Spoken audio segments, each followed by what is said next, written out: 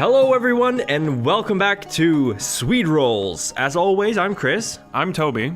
And I'm Fredrik. And Fredrik is with us for the first time. Today's topic of discussion is going to be at least my favorite science fiction setting. There are some non-shared opinions here.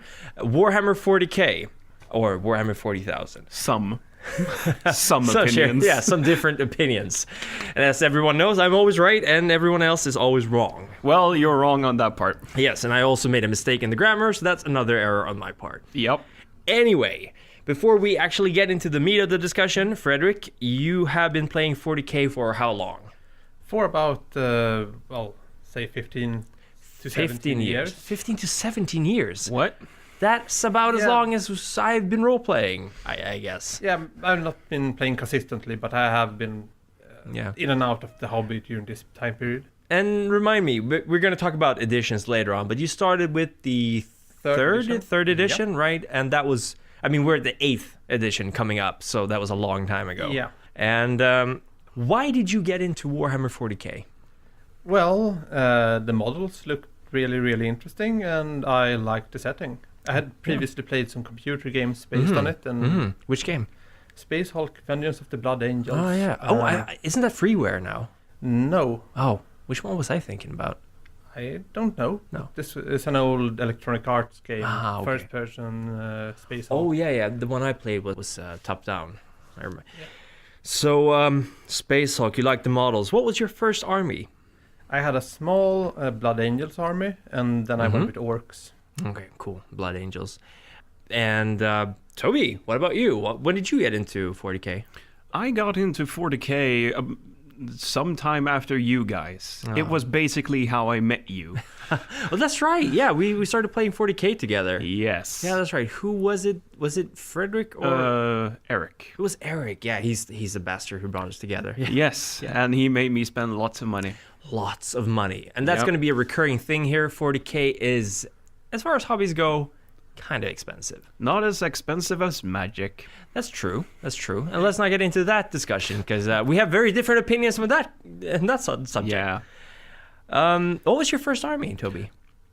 Let's see now. The first army I got for 40k when I met you guys was probably Imperial Guard. Yeah, I seem to recall you play those guys. Yes. Yeah. I had a collection before with Dark Eldar, but that wasn't really, we didn't really play. Dark it was more Eldars, like painting the models and you like the collecting BDSM stuff. theme there, right? Yeah, of course. The rapists of the galaxy. Yeah. Dark Eldars. By the way, for some of you listeners, this is going to make no sense at all what we're talking about. But believe me, once this podcast is over, you're going to be pros. You will be telling other people. You will be spreading the good word. Lies and deceit. Of our Lord and Savior Games Workshop. No, God, no. That's not true at all. No, they've gotten better. Yes, they have. Their business policy has improved a lot. Well, they went from fairly good to really bad to fairly good again. Yeah. Not exactly. So great. it's more like they're back at where they started. Yeah. But they are, without doubt, the dominating figurine wargaming company, right? Yeah, for now at least. Yeah. There was some competition some time ago War with Machine? War Machine Yeah, that's and right. other such games. I mean, they really became the dominating force around 99, 2000. Before that, you had more competition in form of Warzone and Necromunda. Oh, yeah, that's right. Necromunda? No, not Necromunda. Chronopia. Chronopia. Chronopia had his own figurine game? Yes, it did. Oh, wow. Interesting. We should tell Martin about that. Maybe he Yes. knows about it.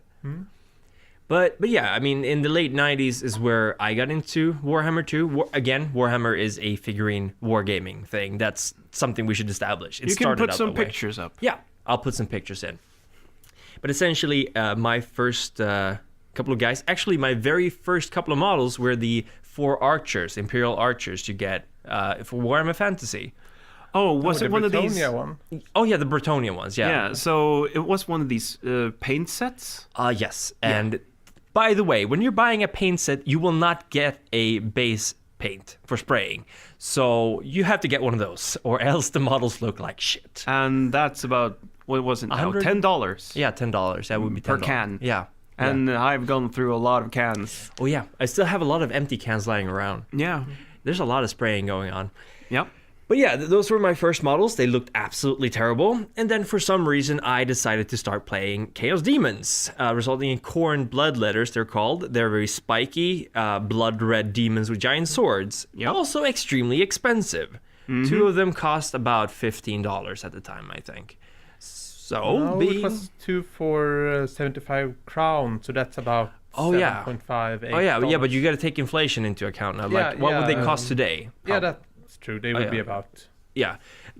A recurring theme in Games Workshop is, if the sales are bad, push the prices. So, that's such a terrible thing, really. It is. But I did some painting there. I actually finally figured out that you need to base coat your figurines. I used white, painted a thin layer of blood red, and then just completely soaked them in ink. And they were done, I thought. That is a very simple method, but as a first army, I would say that that's acceptable. Yeah. But then it all depends on your own personal standards when you're painting your army. If you're happy with just doing that, sure, go ahead. Yeah. But then there's also this thing where people compete in painting models. Oh God, yeah. Which is, I've never been on one of those competitions, but I don't want to either, because some people are really, really good. Yeah. Many tournaments offer bonus points for well-painted armies as well. That's no, cool. Yeah, right. And there's all kind of stuff like what you see is what you get. Like you have to make sure that everything on your model is everything in your army list, because you make army lists in this game, like what each guy has. They have to have that on the model or on the base. I remember when I made my Space Marine army, I had to paint up half of it and also put like little melta bombs on the bases of some of my models. Yes, so you have to glue some grenades on them if your squad had grenades, which is tiny. They are tiny, yeah. And I mean, we're already talking about the modeling part, which is not actually what we're supposed to be talking about. Oh. That's for another episode. Oh, okay. We're here to talk about Warhammer 40k, which is set in this far distant, grim, dark future, right? Yep. Of 40,000. Yeah. It's basically the year 40,999, I think, in the official setting. And we are very, very, very far away from mankind as we know it today. Okay. Essentially, we have gone out into the galaxy, we've conquered the galaxy, we've completely imploded as a civilization. We built it up again, we conquered the galaxy, we imploded, and that was 10,000 years ago, and we still haven't recovered from that. That is the basic How is premise. that even possible? 10,000 years is a heck of a long time. Once we start talking about the Adeptus Mechanicus, that will become perfectly clear why that is. Yeah. But let's just say there's one guy, one asshole, who at the very peak of our latest expansion just decided to fuck everything up. Horus. Okay. Yeah. Horus, the son of the Emperor. Mm-hmm. So in this setting, the God Emperor, who's the sole, or was the sole ruler of the Empire at the time. Quite a large rule, really. Yeah. We currently own about 2/3 of the galaxy. It's human-dominated. Okay. He was essentially leading this grand crusade out to take over the galaxy, kill all the aliens, civilize everyone, get rid of religion, all that jazz. It was an age of atheism and believe in rationality. Of course, chaos and the dark, evil gods of it could not have anything of that. So they kind of corrupted this Horus guy. The two fought. There was a huge civil war. The Emperor survived, but he ended up completely crippled. And if he didn't survive, we would be even more fucked, some believe. Yeah, but depending on what fluff you believe, he might actually have died, and it's just a symbol for everything. Yeah, or Horus is sitting there. That's an interesting theory I've heard recently. Mm-hmm. But yeah, it's very unclear what's going on there. But he's said to power something called the Astronomicon. What? Which is kind of like a huge lighthouse that every ship going through space uses that to kind of navigate. It's like the Northern Star. The North Star that we got.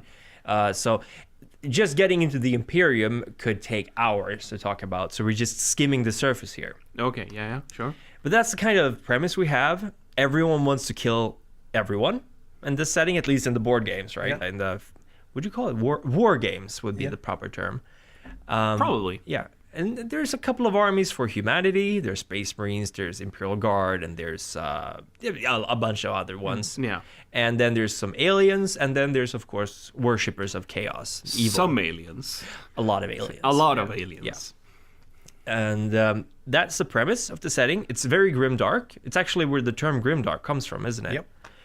That term isn't really old then. No, it's not. And it's interesting because, as a side note, the series MS Paint Adventure, Homestuck, started using the term grimdark in it, and it just exploded. That series was very popular, and now it's kind of like people are arguing where that term is coming from. But grimdark is originally a 40k term. In the grim darkness of the far future, there's only war. It's the tagline for the game.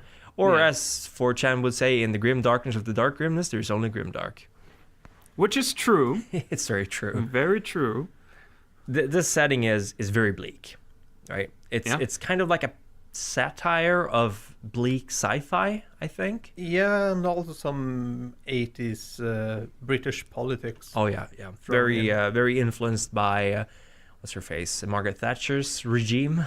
Yeah, well, not officially, but it's theorized that one of the orc characters is named after Margaret Thatcher. What? Oh, I love that. I absolutely love that.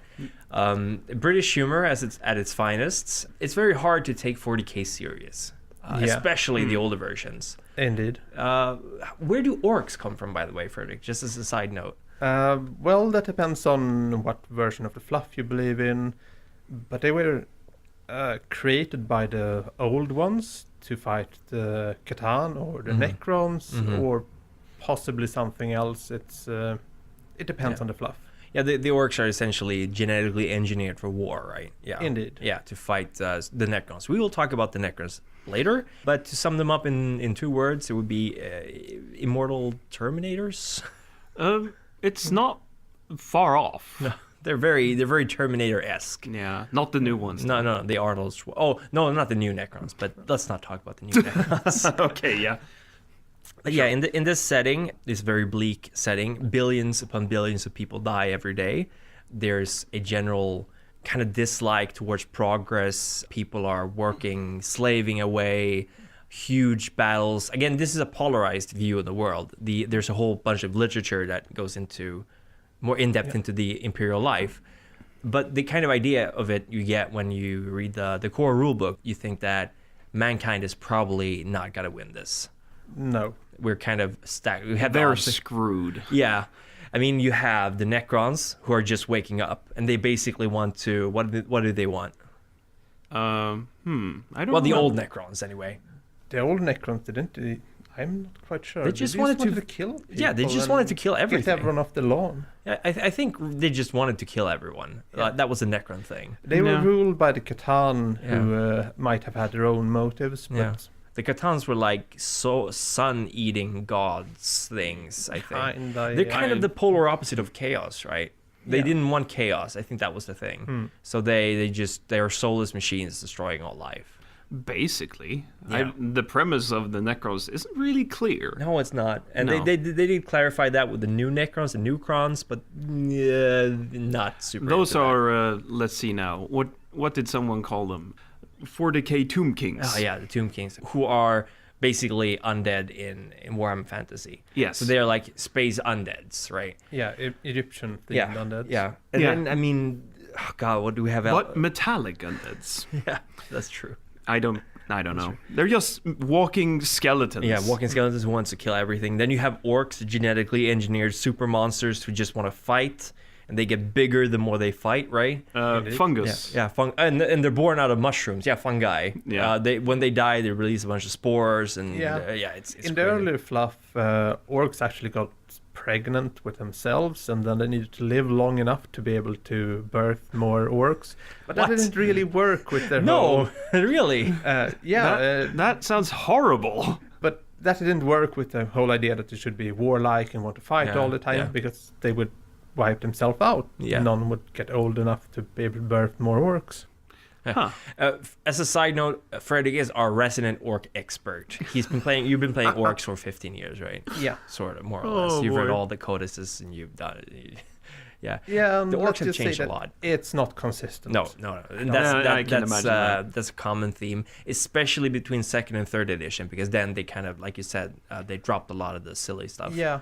But I mean, if those two weren't enough, then you have the Tyranids that are basically massive insectoid alien. Aren't they also an experiment that went wrong from the Eldar or something? Might like be. Who knows? Well, Last fluff I read, they came from outside our galaxy and it's wanted theorized. Oh, sorry. wanted to invade and just eat everything to birth more I mean, Tyranids. they're very effective of it. Oh yeah. The Tyranids, they basically consume all biomatter. Yes. Everything, plants, flesh, soil. And then they melt themselves down in acid pools and create new ones. Yeah, so they're a mindless drone race that just wants to eat everything. Well, not mindless. They have a hive mind. That's true. It's actually, when they show you, they have the map of the galaxy and they show you the tendrils of the hive fleet, because they're in a hive fleet, right? And it's just massively huge spaceships, countless of biological spaceships. And you go, oh God, we haven't even seen half of it. We haven't even seen a third of it. No. Just for a reference for people, Tyranids are like, you can almost compare them to the old movie, like Zerg, or the old movie Starship Troopers. Oh yeah. It's absolutely. like something like that kind of hive mind. It's one central large, I have no idea really, that controls everything basically, and then it has commanders, so to speak. Yeah, like channelers who channel the commands down to the lower levels. Yes. Yeah. And then of course we also have the Eldar that we touched briefly upon. Yeah. And I bet they would like Elves. Yeah, Space elves in elves. space. They're very old, very, very old. And essentially they fucked a god into existence, as far as I can tell. A chaos More or god. less, it was their decadence that created a chaos god. They essentially birthed a new chaos god called Slaanesh or Slaanesh, depending on who you're quoting, who is the god of excess, right? Excess and decadence. Not necessarily sex, which a lot of people seem to confuse the two with. But I mean, if you enjoy being flayed alive, having your penis torn into pieces while someone's pissing on you, that would be your god. Yes. Even though most people would probably not follow that. No. Except the Dark Eldar. The Dark Eldars, exactly. Because when Slaanesh was born, right, a lot of Elders' souls were consumed. When they die, as far as I know, they don't actually get reborn. They get eaten up by Slaanesh, I think. I don't know. I don't really remember, but something about the recent one that I read. They want to store their souls in soul gems in order to prevent Slaanesh from getting them. Yeah. Because if I'm not entirely wrong with the fluff of the Dark Eldar when we latest played, whenever they go out and, well, they're basically space pirates. Oh, yeah. So they take slaves and everything And they like torture that. the shit out of them. Right? Yeah. So they go off, have their pirate adventures, and try to get back to their home planet as fast as possible, because that's the place Slaanesh can't get them. Yeah. Because as soon as they leave, Slaanesh feels the presence of the Dark Eldar, and then it's like, oh, we have to do this fast. Otherwise, we'll get tortured and eaten up by him. But why are they torturing people, though? They actually consume the screams of the slaves. So they use it for energy. Okay. Yes. That's weird. They extract the screams and pain of the slaves to fuel their machines, basically. And those are the Dark Elders. And then we have the Elders. But it would be more accurate to say that the Dark Elders are the real Elders, right? Yeah, they're more of a extreme version of their old way of life. While the Eldars, as they're described, are actually craft world Eldars. Because craft worlds were like huge trading ships that you could live on, essentially. And they were not present during the creation of Slaanesh. So they're sort of good, if you can call it that. But they also hate humans. There are two more important aspects to Eldar. It's the Harlequins, who are basically, it's their job to prevent Eldar from getting too corrupted and spreading the story about how Eldar fell and that entire bit. So they travel between craft worlds and help them out, tell the stories of the fall of the Eldar. Yeah. And they also, according to some fluff, have contact with the Dark Eldar and try to make sure that the Dark Eldar don't get too corrupted and all that. Okay. And then we have the technologically backwards, not quite fair to call them that, exodites who live on a different, really pleasant world called right, worlds. yeah. Garden And- worlds, right? Maiden worlds. Oh, maiden worlds, that's the one.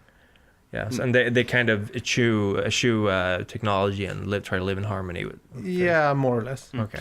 But when Slaanesh was born, wasn't it that the craft world Eldars started to just become emotionless? Yeah, exactly. They decided not to have any emotions to feed the dark god. Exactly. Yeah, So they were like, "Oh, let's change this instead." Yeah, exactly. Oh God, this is we're really all over the place for this podcast. I hope you listeners can follow. And we've been using the term fluff a lot. That means basically fluff is the story put into the game. You don't need it. You don't need to know it to play the game, but it's really interesting. For some, Yeah, for some. I basically just snap up whatever other people say, and I was more interested in the statistics of the characters. There's all kinds of ways to play this game. There's also another alien species called the Tau, or they're called Xenos in this setting, but let's call them aliens. Yeah. The Tau are of no consequence. They are small, they're puny. They are essentially just a fledgling empire, slowly growing, right, at the eastern corner. It's the only empire that's actually growing in the 40k universe. They're essentially to us, humans, what we are to the Eldar, right? Yeah. They're of little consequence. We don't really care about them, but they're probably going to get big enough to fuck us up at one point. Yeah, they don't have any...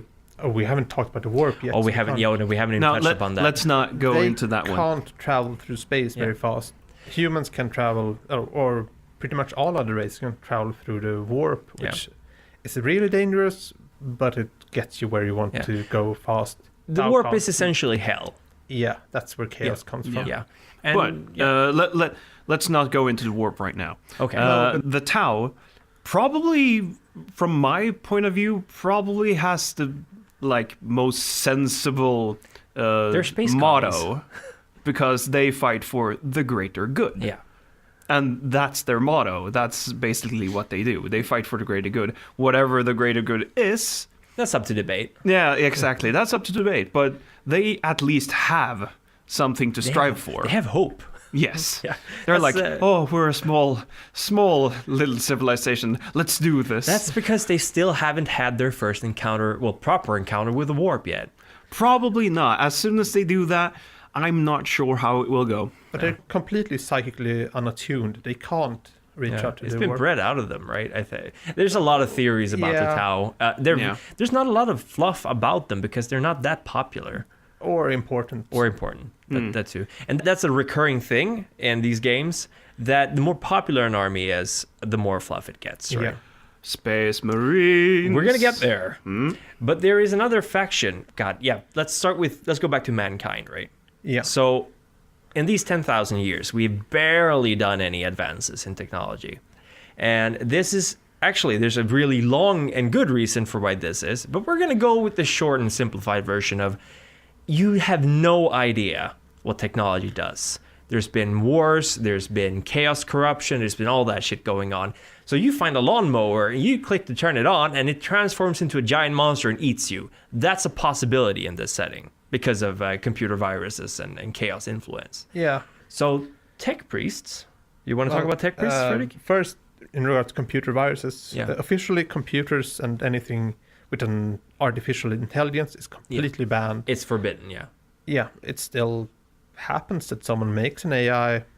But they're you're not self-improving. Or they shouldn't be self-improving. They shouldn't be, but there are Yeah. people who try to. It's very touch and go. It depends on where you are and who Yeah. you are, yeah. But yeah, you're not allowed to have an AI. Instead, you basically have servitors who are... They're humans who either have been convicted of some terrible crime or just been abducted or sold and been brainwashed and had a lot of cybernetic implants that makes them stronger, faster. They're practically lobotomized, right? They do one thing and only that thing. Yeah. So instead of having a self-improving computer, you have a lobotomized human doing one single thing for the rest of their life. Very grimdark, very grimdark. But the tech priests, or the Adeptus Mechanicus, as they're called, they're basically the rulers of Mars, and they are sort of the caretakers of technology. because they have a whole cult based around it. They worship technology and they worship the machine god. And in their mind, technology cannot be made. You cannot come up with something because everything has already been made by the machine god. It's very kind of Socratian in how it's looking at there's an ideal technology and we're building poor copies of it. Yeah. And they're always on the lookout for something called a standard template construct, which is basically a machine that can teach you how to build anything. Or so they say. It's like the holy grail of the tech priests. Interesting question, though. Is it so that the machine god is an AI? That's never been settled, although there are theories that the machine god is actually a Catan. Wasn't it official for a while? Yeah, well, I think it's official. A Catan trapped by the Emperor inside of Mars. Or it might just live there for the last... The dragon or something. The Void Dragon. The Void Dragon. This is one of the most hotly debated things online and forums is 40k lore. Because depending on what you read, you have a completely different view of how things are. And it doesn't translate well when you're discussing it online. Because I remember that there are orc rock stars. Someone will say, that's never happened! And then neckbeards start screaming at each other. Well, it probably has happened. I even have some of the official Rockstar models. They've happened. They've happened. But yeah, I think we skirted around the subject for a long enough time. Let's talk about Space Marines. Space Marines, the bastards of the universe. Yeah, the poster children of 40k. Yes, that is sadly true. Yeah, because they're not that fun. I heard they actually outsell all the other armies together. Yeah, but there's quite a few Space Marine armies. That's true. Space Marines are essentially warrior monks, right? They're in space. And it used to be that you can make your own chapter of warrior monks in space. But they've actually gotten rid of that rule. You're not allowed to. Yeah, you can't make your own chapters anymore. Wow.